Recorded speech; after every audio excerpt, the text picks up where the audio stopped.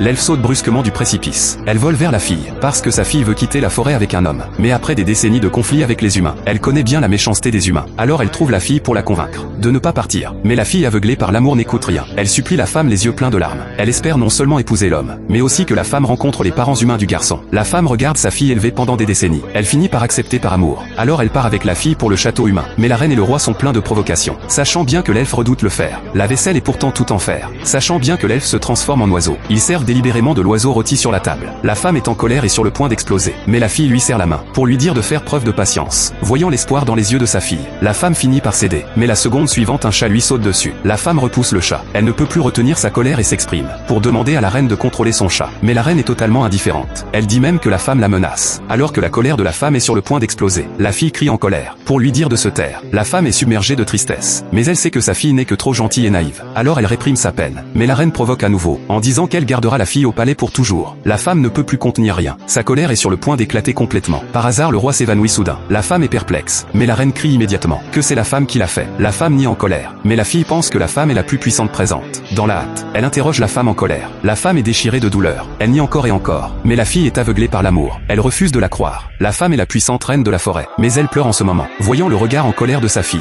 La femme est désespérée et déploie ses ailes pour s'envoler. Mais elle ignore que c'est précisément le complot de la reine. Quand elle est dans les airs, un homme la cible avec un fusil. La femme ne s'en rend absolument pas compte. Une balle de fer lui pénètre dans le corps. La femme blessée chute dans la mer.